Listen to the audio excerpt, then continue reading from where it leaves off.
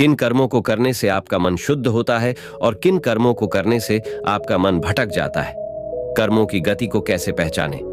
कर्म, अकर्म, विकर्म क्या है? गौतम बुद्ध ने कर्मों की गति के बारे में क्या कहा है और भगवान कृष्ण ने भी कर्मों की गति पर क्या कहा है? इन सब सवालों के जवाब हम आज के इस वीडियो में आपको देंगे, तो बिना देर किए चलिए वीडियो की शुरुआत करते हैं। कर्मों की गति को समझो जिससे तुम सफल बनोगे। जैसा कर्म करोगे वैसा ही फल प्राप्त होगा। ये कहावत हम सबने बहुत बार अपने जीवन में सुनी होगी, लेकिन क्या सच में आप दिल से मानते हैं कि अच्छे कर्मों का फल अच्छा ही होता है?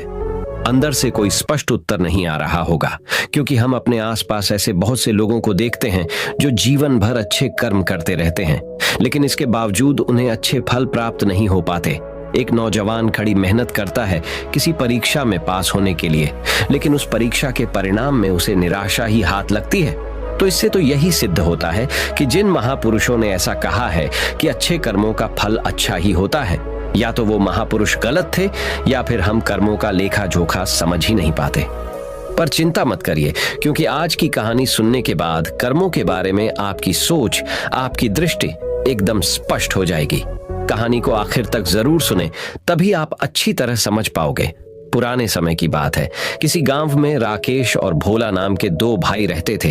पूरा गांव जानता था कि वो कहने को भाई थे, लेकिन भाई जैसा प्रेम उन दोनों में नहीं था। राकेश बड़ा था और भोला से वो बहुत तेज और चालाक था। उसने भोला के हिस्से में आने वाली खेतीबाड़ी की जमीन भी खुद हड़प ली थी। इसीलिए भोला के परिवार को बड़े ही कष्ट के दिन झेलने पड़ रहे थे। भोला की पत्नी अक्सर बीमार रहा करती थी और उसके पास उसके इलाज तक के पैसे नहीं थे। लेकिन अपने भाई से विपरीत भोला बड़े ही शीतल स्वभाव का इंसान था। वो कभी किसी के साथ बुरा नहीं करता था, लेकिन उसके मन में अक्सर ये सवाल उठा करता था कि मैं किसी का बुरा नहीं करता, किसी के बारे में बुरा सोचता तक नहीं हूं, तो मेरे साथ ऐसा क्यों होता है? क्यों मेरी पत्नी हमेशा बीमार रहती है? क्यों मेरे पास इतना भी धन नहीं है कि मैं अपना जीवन अच्छे से चला सकूं? क्यों मुझे मेरे कर्मों का फल नहीं मिलता है? और मेरा भाई इतना धूर्त है, इतना चालाक है और वो हमेशा मजे में रहता है, उसी तो कोई परेशानी नहीं है। वो सोचने लगा कि शायद बुरे कर्मों का फल अच्छा मिलता है, अच्छे कर्मों का फल अच्छा नहीं मिलता, और धीरे धीरे इस तरीके संदेह उसके मन में घर करने लग गए। उसी गांव से कुछ दूर एक सन्यासी अपनी कुटिया बनाकर रहा करता था। जब भी वो सन्यासी गांव में भिक्षा मांगने के लिए आता तो सबसे एक ही बात कहता कि जो तूने किया वो तेरे हिस्से और जो मैंने किया वो मेरे हिस्से। भोला इस बात का अर्थ कभी समझ नहीं पाया। एक दिन जब वो गहरी चिंता में डूबा हुआ था तो उसके कानों में यही शब्द पड़े कि जो तूने किया वो तेरे हिस्से और जो मैंने किया वो मेरे हिस्से। जैसे ही ये शब्द भोला के कानों में पड़े, वो गुस्से से तिलमिला उठा। उसने गुस्से में उस सन्यासी से कहा कि हे महात्मा, आप हमेशा ही एक ही बात का रट लगाते रहते हैं जिसका कोई मतलब नहीं है। अगर आपकी बात सत्य होती तो मैं जीवन में अच्छे कर्म करते आया हूं, तो मेरे हिस्से में तो अच्छे ही कर्म होने चाहिए थे, अच्छा ही फल प्राप्त होना चाहिए था। लेकिन मुझे कुछ भी अच्छा फल प्राप्त नहीं हुआ। मेरी पत्नी हमेशा बीमार रहती है, खाने तक के पैसे नहीं होते हमारे पास। सन्यासी ने बड़े ही शांत स्वर में कहा कि ऐसा प्रतीत होता है बेटे की परिस्थितियों से तुम हार मान चुके हो। कठिन परिस्थितियों ने तुम्हारी सोच पर गहरा असर डाला है। बुरे समय में तुम्हारी सोच भी बदल कर रख दी है। तुम्हें काम करना, आज संध्या समय कुछ फल लेकर मेरे आश्रम में आना, फिर मैं तुम्हारे सारे सवालों के जवाब दूंगा। और ये कहकर वो सन्यासी अपना भिक्षा पात्र लेकर अगले घर की तरफ निकल जाता है। संध्या के समय भोला ने कुछ फल खरीदे और गांव से दूर उस सन्यासी की कुटिया की तरफ निकल पड़ा। जैसे जैसे वो रास्ते पर आगे बढ़ रहा था, उसे अथाह शांति का अनुभव हो रहा था, क्योंकि रास्ता गांव से दूर था, इसीलिए उसमें कोई हलचल नहीं थी। बस रास्ते में जगह जगह कुछ लंगूर और बंदर दिखाई दे रहे थे। भोला के मन में आया कि वो कुछ पल उन बंदरों और उन लंगूरों को खिला दें, लेकिन फिर उसने सोचा कि अगर मैं फल लेकर सन्यासी के पास नहीं गया तो मेरे सवालों के जवाब मुझे नहीं मिलेंगे। इसीलिए बंदरों से वो फल बचाता हुआ उस सन्यासी की कुटिया तक पहुंचा। जैसे ही भोला उस कुटिया में पहुंचा, वैसे ही सन्यासी बोल पड़ा, अगर मन में था तो ये फल खिला क्यों नहीं दिया बंदरों को? ये सुनकर भोला आश्चर्यचकित रह गया। सन्यासी को कैसे पता चला कि उसके मन में बंदरों को फल खिलाने की इच्छा उठी थी? उसने पूछा कि महात्मा, आपको कैसे पता है कि मैं बंदरों को फल खिलाना चाहता था? सन्यासी ने बड़े ही शांत स्वर में कहा कि जरूरी यह नहीं है कि मुझे कैसे पता चला। हम तो सन्यासी हैं, सबके मन की बात पढ़ लेते हैं। जरूरी ये बात समझना है कि जिस तरह एक बछड़ा हजारों गायों के बीच अपनी मां को ढूंढ लेता है, उसी प्रकार कर्म अपनी कर्ता को ढूंढ ही लेता है। ये कर्म मेरे हाथों ही होना लिखा था। और ये कहकर सन्यासी ने उसके हाथ से फल लिए और बंदरों को खिलाना शुरू कर दिए। भोला इस बात का मतलब समझ नहीं पाया, इसीलिए उसने उस सन्यासी से सवाल किया कि महात्मा, मैं आपकी बात का आशय समझ नहीं पाया, कृपया करके मुझे अज्ञानी को इसका मतलब समझाने की अनुकंपा करें। सन्यासी ने बड़े शांत स्वर में कहना शुरू किया कि बेटा, मनुष्य को हमेशा यही लगता है कि वही करने वाला है, वही करता है और वही कर्म करेगा। लेकिन समझने की बात यह होती है कि कर्म आपका खुद चुनाव करता है, आप कर्म का चुनाव नहीं करते। अगर आप किसी कर्म को करने के योग्य है तो हजारों लोगों के बीच में से कर्म आपको अपने आप ढूंढकर निकाल लेगा। इसीलिए योग्य बनने पर ध्यान दो, कर्म करने पर ध्यान मत दो। अगर तुम सिर्फ कर्म करने पर ध्यान दोगे तो कभी योग्य नहीं बन पाओगे। योग्य बनने के लिए जिन कर्मों की आवश्यकता होती है, पहले उन छोटे छोटे कर्मों को करना शुरू करो, और जब तुम योग्य बन जाओगे तो बड़ा कर्म, या कहें कि मुख्य कर्म, या फिर जिस कर्म के लिए तुम बने हुए हो, वो कर्म तुम्हारे पास खुद चलकर आएगा। उदाहरण के लिए तुम इन बंदरों को देखो। इन बंदरों ने छोटे छोटे कर्म करके पेड़ों पर चढ़ना सीखा, गुलाटियां लगाना सीखा, और इसी प्रकार छोटे छोटे कर्म करते हुए ये मुंह तक पहुंच गए, और मुंह तक पहुंचने के बाद इनके पास इनका खाना खुद ही पहुंच गया। इसीलिए अपनी रोजमर्रा की जिंदगी में छोटे छोटे कर्म करते हुए अपने आप को योग्य बनाते जाओ, और जब तुम योग्य बन जाओगे तो अपने आप बड़ा लक्ष्य तुम्हें प्राप्त हो जाएगा। सन्यासी ने अगला कथन कहना शुरू किया, जो कि बहुत ही जरूरी था। ध्यान लगाकर सुनना। अगर तुम योग्य बनने के लिए कर्म नहीं करोगे तो दूसरे लोगों के कर्म भी तुम्हें प्रभावित करने लगेंगे। उदाहरण के लिए तुम्हारी पत्नी कई दिनों से बीमार है। तुम अक्सर यही सोचते हो कि मुझे किन कर्मों की सजा मिल रही है, लेकिन समझने की बात यह होती है कि तुम्हारी पत्नी बीमार अपने कर्मों की वजह से है, तुम्हारे कर्मों की वजह से नहीं है। तुम्हारे कर्म तो अच्छे हैं, लेकिन क्या पता तुम्हारी पत्नी के कर्म अतीत में अच्छे ना रहे हो, जिसकी वजह से वो बीमार हो गई हो, और तुम्हारी पत्नी के कर्मों की वजह से तुम्हें भी दुख झेलना पड़ रहा है। और इसी प्रकार बहुत से मनुष्य अपने बच्चों की वजह से, अपने परिवार की वजह से, इन सब की वजह से खुद दुख झेल रहे होते हैं। लेकिन जरा सोचो, अगर तुम योग्य होते तो तुम अपनी पत्नी का खुद इलाज करवा पाते, उसकी बीमारी दूर करवा पाते। और क्या पता अगर तुम योग्य होते तो तुम्हारा किसी दूसरी स्त्री के साथ विवाह हुआ होता जो स्वस्थ होती, लेकिन तुम योग्य नहीं थे, इसीलिए तुम अपनी पत्नी की वजह से खुद दुख झेल रहे हो। अगर तुम योग्य बन जाओगे तो दूसरे लोगों के कर्म तुम्हें प्रभावित नहीं कर पाएंगे। सन्यासी ने भोला को चेतावनी देते हुए कहा कि याद रखना, भोला आपको वो नहीं मिलता जो आप चाहते हो, बल्कि वो मिलता है जिसके आप योग्य हो। इसीलिए अपनी योग्यता को बढ़ाने पर काम करो, उसके लिए कर्म करो। कर्म का फल पाने के लिए कभी कर्म मत करो। भोला ने सन्यासी से हाथ जोड़कर एक सवाल पूछा कि महात्मा, मुझे यह बताने की अनुकंपा करें कि मैं अपनी योग्यता किस प्रकार बढ़ा सकता हूं ताकि मेरा मुख्य काम मुझको खुद ढूंढ सके। सन्यासी ने बड़े ही शांत स्वर में कहना शुरू किया कि बेटा, इसके लिए बड़े ही सरल उपाय होते हैं। सबसे पहला उपाय है कर्म करके भूलते जाओ। तुम जो भी कर्म कर रहे हो, अपने योग्य बनने के लिए उस कर्म को करने के बाद भूल जाओ। ये मत सोचो कि उससे तुम्हें क्या प्राप्त हुआ। इसीलिए कहा जाता है कि कर्म करो, फल की चिंता मत करो।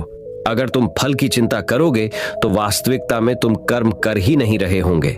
अक्सर मनुष्य की पीड़ा का ये एक बहुत बड़ा कारण होता है। वो सोचता है कि मैं कर्म तो अच्छे कर रहा हूं, लेकिन मुझे फल प्राप्त नहीं हो रही, और यही पीड़ा उसके मन को ठेस पहुंचाती रहती है, उसको अपने लक्ष्य से भटकाती रहती है। किसी कर्म को करने के बाद अपना आकलन जरूर करें, लेकिन फल की चिंता ना करें। भोला ने सन्यासी से सवाल किया कि महात्मा, हम अपना आकलन कैसे कर सकते हैं? सन्यासी ने उत्तर दिया कि बेटा, जब भी तुम कोई काम पूरा करते हो तो काम पूरा करने के बाद खुद से ये सवाल पूछो कि क्या इस काम को करते समय तुम्हारा ध्यान इसी काम पर टिका हुआ था? ये तुम्हारा ध्यान कहीं और भटक रहा था। इस तरह तुम खुद का आकलन कर पाओगे कि तुम कितने ध्यान के साथ उस काम को कर रहे थे, और जितने ध्यान से तुम किसी कर्म को करोगे उतनी ही तुम्हारी योग्यता बढ़ती जाएगी। और अगर तुम यूं ही बस पूरा करने के लिए किसी कर्म को करते रहोगे तो उस कर्म से तुम कभी भी योग्य नहीं बन पाओगे। वो कर्म तो पूरा हो जाएगा लेकिन उसका फल तुम्हें प्राप्त नहीं होगा। इसीलिए अपना आकलन इस प्रकार करो कि तुम्हारा ध्यान वहां पर टिका हुआ था या नहीं था, या तुम्हारे विचार तुम्हें कहीं भटका ले गए थे। और कोशिश करो कि तुम्हारे विचार अगली बार जब तुम ये कर्म करो तो उसी कर्म पर टिके रहे, इधर उधर दूसरी बातों में भटके ना। भोला ने इस पर एक सवाल पूछा कि महात्मा, जब भी हम कोई कर्म करते हैं तो हमारा मन विचारों से ग्रस्त हो जाता है, वो तरह तरह की बातें सोचने लगता है, तो हम किस तरह अपने मन को एक ही कर्म पर टिका कर रख सकते हैं? इसके लिए कोई उपाय बताएं। सन्यासी ने इसका उत्तर देते हुए कहना शुरू किया कि बेटा, जब भी तुम किसी कर्म को करते समय अपना पूरा भाव उसमें डाल देते हो तो तुम्हारे विचार उसी कर्म पर केंद्रित रह सकते हैं। पूरे निष्ठा, प्रेम और सद्भाव के साथ किया गया कर्म तुम्हारे विचारों को इधर उधर नहीं भटकने देता। विचार तभी तुम्हें दूसरी दिशाओं में बहा कर ले जाते हैं जब तुम उस कर्म को पूरी निष्ठा के साथ नहीं करते, उसमें पूरा प्रेम नहीं डालते, उसमें पूरा भाव नहीं दिखाते। जब ये तीनों चीजें तुम उस कर्म में डाल देते हो तो स्वाभाविक रूप से तुम पूरी तरह उस कर्म में सम्मिलित हो जाते हो और तुम्हारा मन और मस्तिष्क एक ही जगह पर टिका रहता है। सन्यासी ने अपनी बात खत्म करते हुए कहा कि अगर कोई इंसान, कोई मनुष्य इन उपायों का सही तरीके से इस्तेमाल करता है, उनका पालन करता है, तो वो किसी भी कर्म के लिए अपने आप को योग्य बना सकता है। और एक बार अगर वो योग्य बन जाता है तो उसी बछड़े की भांति उसका कर्म उसे अपने आप ढूंढ लेता है। भोला को कुछ फलों के बदले जीवन भर का ज्ञान मिल चुका था। उसे स्पष्टता मिल चुकी थी, उसके सारे मन के सवाल खत्म हो चुके थे। उसने सन्यासी को प्रणाम किया और वहां से अपने घर के लिए निकल पड़ा। रात हो चुकी थी और रास्ते पर अंधेरा छाया हुआ था। वो इन बातों के बारे में विचार करता। इसी प्रकार वचन की भी बात है। एक व्यक्ति दूसरे को मूर्ख या बेवकूफ कह देता है तो झगड़ा हो जाता है, परंतु एक पिता अपने पुत्र को मूर्ख या बेवकूफ कहता है तो कुछ नहीं होता, कोई बुरा नहीं मानता।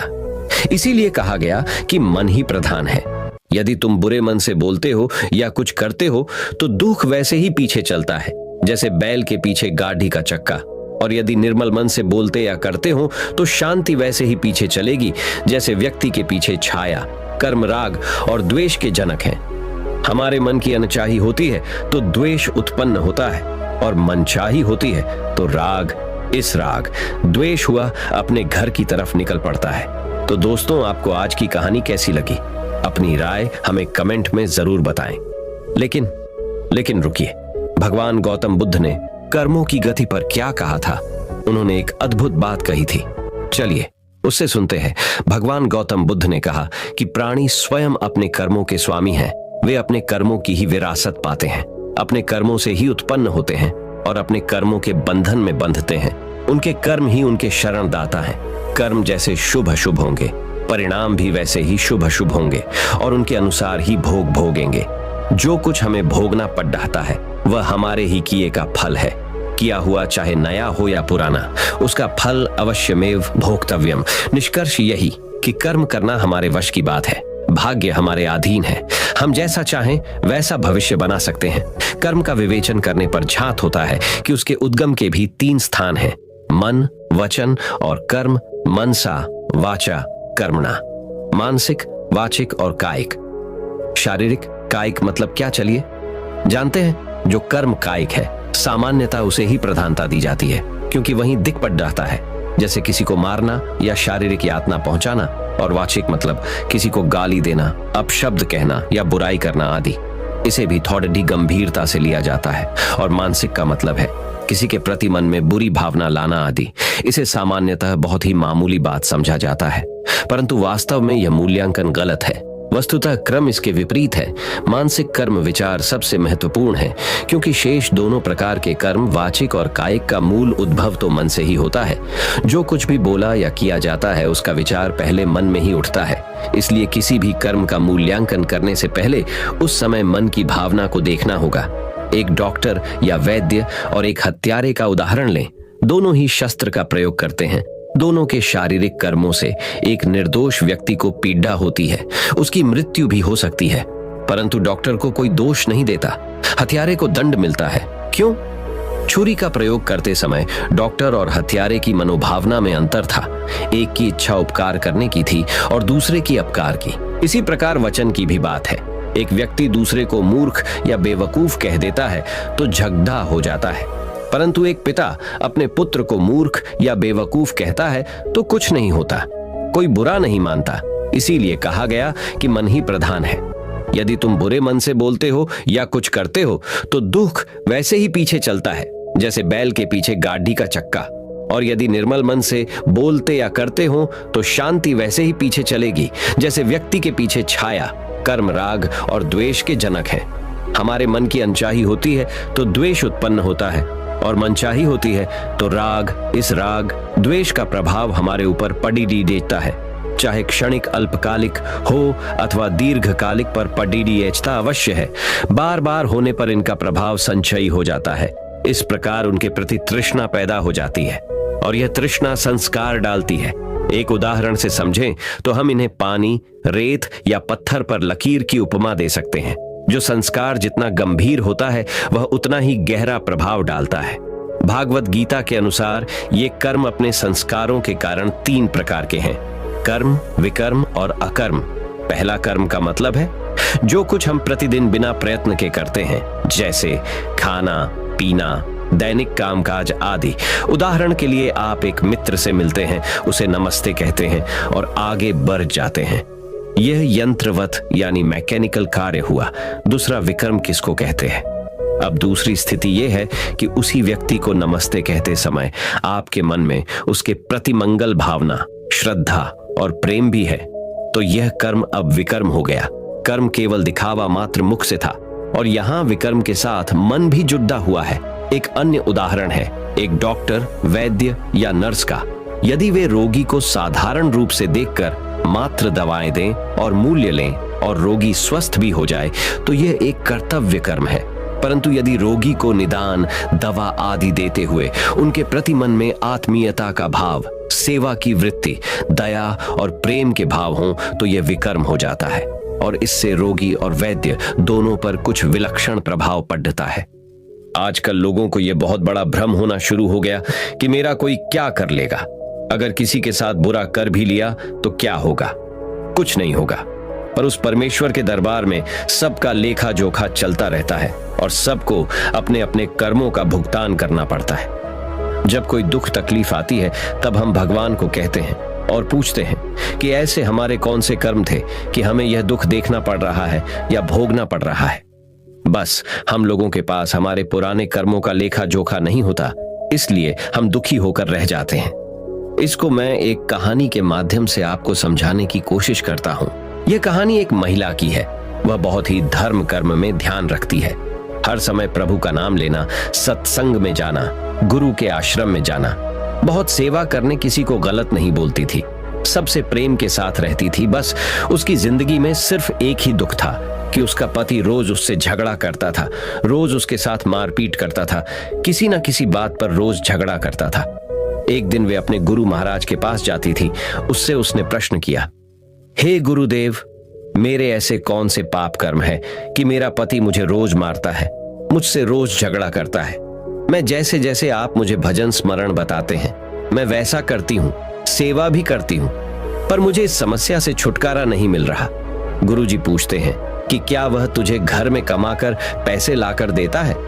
तेरे खाने पीने पर तो कोई बंदिश नहीं लगाता। तो उस औरत ने कहा, जी हाँ, वह कमाकर सारे पैसे मुझे लाकर देता है, मेरे खाने पीने पर भी कोई दिक्कत नहीं करता, पर पता नहीं क्यों छोटी छोटी बात पर गुस्सा आ जाता है, उसको और हाथ उठा देता है। तो गुरुजी ने कहा, फिर बिल्कुल ठीक है, अगर वह तुझे कमाकर सारी कमाई तुझे दे रहा है और रोटी भी दे रहा है। तो उस महिला ने सोचा, अब मैंने गुरु महाराज को अपनी समस्या बता दी है तो शायद मेरा इस समस्या से छुटकारा हो जाए। कुछ समय बाद फिर महिला अपने गुरुजी के पास जाती है और अपना दुखड़ा रोती है और कहती है कि महाराज, मैंने आपके पास अपनी प्रार्थना भी करी थी और अभी भी मेरे पति में कोई सुधार नहीं हुआ। मेरा ऐसा क्या कसूर है? मैं इस जन्म में तो सेवा भी करती हूँ, स्मरण भी कर रही हूँ, गरीब लोगों की भी सेवा कर रही हूँ, भूखे को रोटी भी दे रही हूँ, पर मुझे जो पति सुख मिलना चाहिए वह मुझे क्यों नहीं मिल रहा? मेरे घर में होने वाली आमदनी भी ठीक ठाक है। तो गुरु महाराज जी ने फिर उससे वही प्रश्न किया कि क्या तुझे वह कमाकर कमाई तेरे हाथ में दे रहा है और तेरे खाने पीने पर तो कोई बंदिश नहीं रख रहा?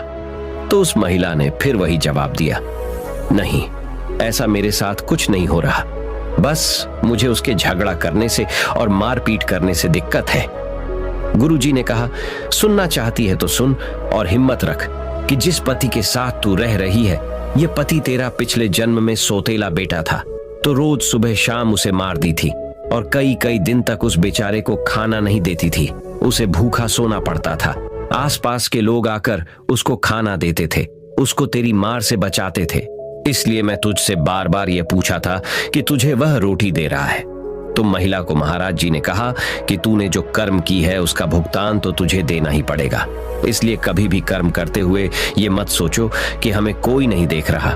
वह ऊपर वाला सर्वशक्तिमान है जिसके पास हमारे सभी कर्मों का लेखा जोखा है, जिसका हिसाब किताब हमें आज नहीं तो कल किसी ना किसी रूप में चुकाना पड़ेगा।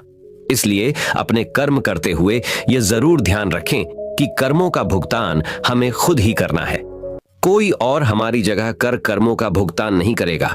तो दोस्तों, कर्मों की गति वाला ये वीडियो जिसमें आपको कर्म के सब रूप की विश्लेषण में जानकारी हमने आपको दी, अगर ये जानकारी आपको पसंद आई हो तो इस वीडियो को जितना हो सके उतना अपने दोस्तों के साथ शेयर कीजिए और हमारी चैनल को